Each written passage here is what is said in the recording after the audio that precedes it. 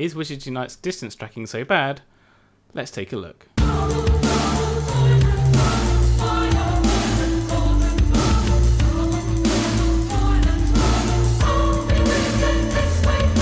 Welcome mages to Zillman's Wizarding World, your chill place to get Wizard Unite news without all the hype. So there are a lot of complaints about how Wizard Unite measures portmanteau distances.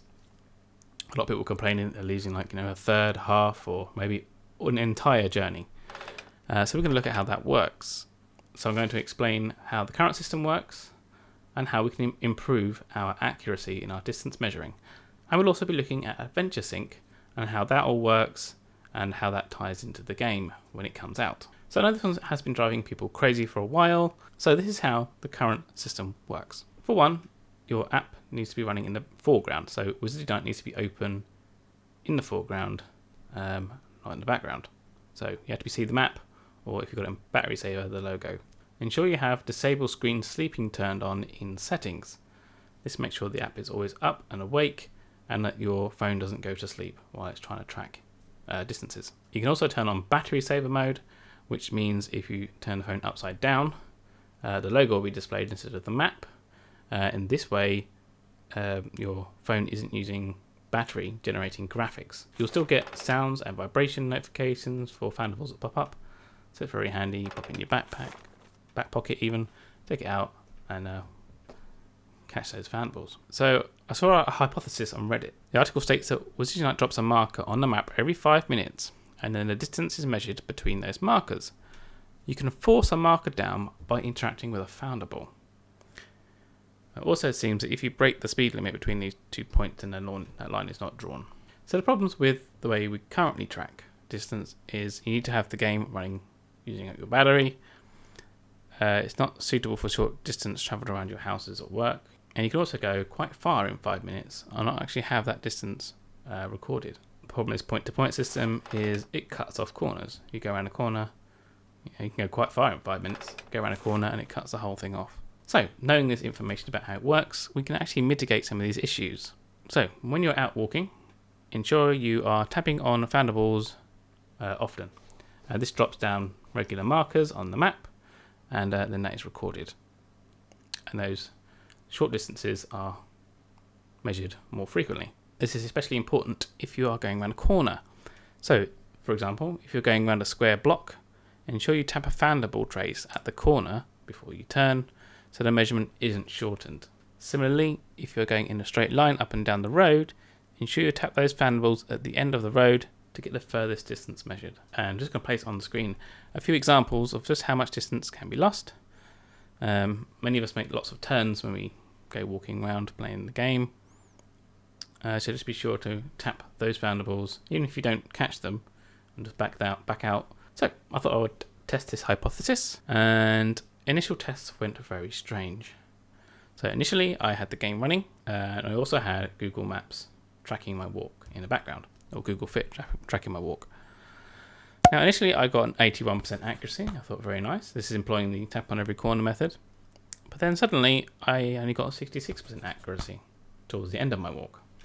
I couldn't work out why it dropped so much. Why all of a sudden was Wizard Unite losing distance? This didn't make any sense to me. I was dropping markers every time I turned a corner, and I thought, well, that GPS data must be right. Or was it? So to find out what was actually going on with my GPS, I did a short trip of 340 meters. Now, during that 340 meters, I stopped a few times to catch some foundables, and it also hit an inn twice. When I later checked Google Fit, I had miraculously done 740 meters. Now, I measured the 340 meters. I measured that on Google Maps itself in the browser, drawing a straight line.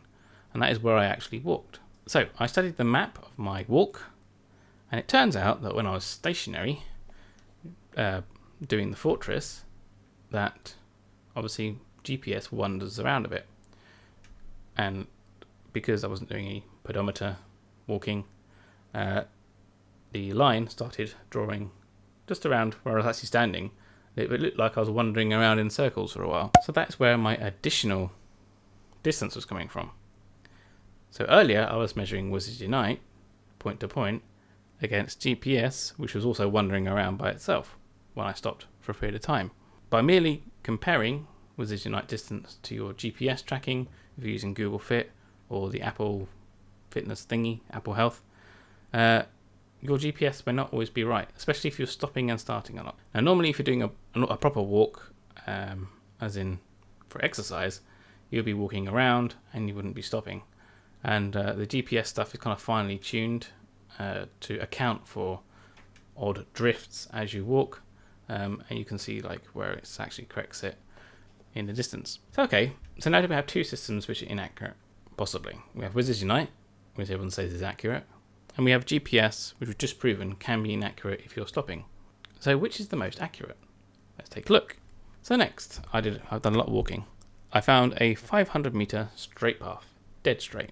This I measured on Google Maps using point-to-point measuring. Go to the start point, open up the game, which puts my first marker down, started the GPS tracking on Google Fit, and walked 500 meters. Got to the end, checked Google Fit, exactly 500 meters. Checked the game, 400 meters, spun the in and caught the foundable, which was at the end of that track, and then it updated 500 meters. Perfect. Both systems, all three ways of measuring, are working perfectly. Now, 500 meters in this case took me about 6 minutes to walk. So, start at the start position, walk 5 minutes, an automatic marker was dropped. I got to the end, I spun the in, dropped the other marker. Hypothesis seems to work, right? So, next test is to walk 500 meters to the end, 500 meters back again. And what I should do, I should lose a chunk, that last minute of distance. So, forget the GPS, because we know it's 500 meters. So, game only, boot the game up again, drops the initial marker, started walking, got to the end, turned around, came back, without touching anything, and the game registered 900 meters. It should have registered 1,000. So it looks like it did cut off that end bit, because I would have walked down, it would have dropped a marker, I would have carried on, I started coming back again, and then 5 minutes later, drops a marker, so you lose that end piece. So, close the game down, wait your 10 minutes or so, started the game up, done it again, walked all the way down to the end, this time spun in, tapped a foundable, and walked back. And the game registered 1,000 meters exactly. Perfect. So, as far as I'm aware, that's pretty much proven the point that every time you tap a foundable, you do drop a marker on that map, and it will measure that distance. So, why was the GPS accurate? Well, quite simply, I walked straight down to the bottom and back up again. I did not stop to play Fortress for like 5 or 6 minutes. I just went straight down, straight back.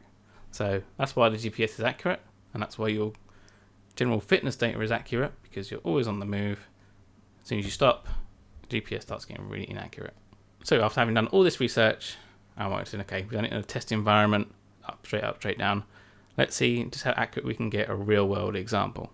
So my real world distance measured on Google Maps itself is 2.7 kilometers. That's my kind of daily walk. That consists of lots of corners, turning around, and a couple of bits where I actually go and back on myself. So it has along curves and everything as well. So it has quite a few different like geological kind of styles. Also in this example, I hit the fortress twice. I mean, it's pretty quickly. I didn't hang around too much, but I hit a fortress twice. So what do we get? Well, Wizards Unite measured it at 2.3 kilometers. So that's 85% accurate using the manual marker method. Google Fit GPS tracking measured it at 3 kilometers, and that was 90% accurate. But as you can tell, one is over and one is under. So when you compare the two together, it looks even worse. But when you actually look at what the real world distance actually is, it's actually somewhere in between. So again, did a route of 2.4. It's slightly differently this time, but it's predominantly in the main route. Again, hit Fortress twice. So Wizards Unite measured it this time at 2.2 kilometers, which is 92% accurate, and a GPS at 2.8, and that was 86% accurate, but again, obviously in the wrong direction. So this time, Wizards Unite was more accurate. And I wasn't going to do the test again because I'd already done like 10k in one day, and yeah, I ain't doing that again. So measuring within the 80s and 90s range for accuracy is actually pretty good, especially as drawing on a real world map in Google Maps is actually drawing straight lines and no curves, and it's a little bit harder to do curves. So there's a margin for error in my drawing as well. But I dropped a lot of points as I was drawing it, but you know, there's some inaccuracies there, but I definitely didn't cut any corners. So with a bit of effort, you can get Wizards Unite, you know, in the high 80s to 90% accurate. So, you know, it's not bad. It's not bad, as people think, assuming you're dropping a lot of markers. So now we move on to Adventure Sync. So the main advantage of Adventure Sync is that distance is tracked while the game is closed. So your movements around the house, school, work, small trips here and there are all measured. The way it does this is by using your Google Fit or Apple Health data. So in order to do this, you have to have Google Fit or Apple Health set up. Unfortunately, Fitbits do not work. Both of these apps, when you're moving around day to day, they measure your steps and they sort of calculate what your stride length is to give you distance. They use some sort of smart machine learning and don't really know how that works because it's all secret. Now, Adventure Sync results are not instant. It can sometimes take a few minutes for the game to register distance. Some people say like 5 to 10 minutes even to actually register distance. When I look at the fitness data myself, I actually find that the phone is pretty accurate, just being in your pocket. But if you have your phone mounted to say like a baby buggy or something, you would need like a wearable, so like either an Android watch or a Apple Watch to measure that sort of pedometer distance. Now the way you can measure distance without a wearable, and if your phone is buggy mounted or something, is by tracking an activity like we did with the GPS earlier. So you can track walks and runs. I don't know if that is registered by Adventure Sync. We'll have to test it when it comes out. So if you are on a treadmill, because it uses pedometer distance, so the bouncing up and down as when you run or walk, it counts it as steps. So the treadmill works, that's for sure. That's definitely proved like Pokemon Go, people using treadmills for distance. It's not considered cheating or anything because it's exercise at the end of the day. That's what Niantic are about. Now, Adventure Sync will only kick in while the game is completely closed. So make sure it's not running when you're doing your day-to-day business. And if it's anything like the Pokemon Go version, then there will be support for wheelchair use. A few caveats to this video is that Adventure Sync is not actually out yet for Wizards Unite. So the information about that we're kind of basing on the Pokemon Go one. I mean, it's the same company, and I imagine they're probably going to use the same code, so I can't see any reason why it would work any differently. But things like Pokemon Go actually give you rewards for doing like 20k, 50k a week. So hopefully Wizards Unite will do a similar thing. I have no idea what the rewards will be, but it'll be interesting to find out. So any new information as it comes out, obviously, because this video is designed to be a long-term video. So when Adventure Sync does come out, there'll be a pinned comment below with any additional information, what the rewards are, etc. So in summary, hopefully these tips are going to help you get more out of your tracking, and you know, if you're going up and down the street and you're missing out on distance and can't work out what's going on, at least now you know. You should be able to get Wizards Unite up to about 85%, 90% accuracy in your distances, because GPS tracking, if you're playing Wizards Unite and constantly stopping, tends to be over, and Wizards Unite itself tends to be slightly under. So when you compare the two together, it looks much worse. So the more stops you make and do fortresses, the more inaccurate GPS becomes, and actually the slower you walk and the more stops you make, weirdly, the more accurate Wizards Unite becomes because it's dropping more markers automatically. Ensure you tap foundables regularly. Every time you change direction, make sure you tap a foundable so you've got that farthest distance measured. Even when Adventure Sync is launched, remember that if the game is open, that's the way the game is going to measure distance. So the Wizards Unite method of measuring distance is not going to go away. So make sure you still tap those foundables even when Adventure Sync comes out. So for me personally, I have that Fitbit, which is unfortunate. Hopefully Adventure Sync will support Fitbits coming out, which would be nice. And even if that doesn't work, hopefully tracking my walk when I have my phone on the buggy will work. As I we're testing both methods when Adventure Sync comes out, so stand by for that. So any corrections will be in a pinned comment below. Don't forget to follow me on Twitter, Subscribe and hit the bell because it really does help support the channel. And also just a quick thanks to Dan from Go Shiny Hunter. Thanks for getting this SOS t-shirt for me from the Woo Fest. I really appreciate it. And then don't forget to brush up on your spells, get your ones ready, Wizards Unite.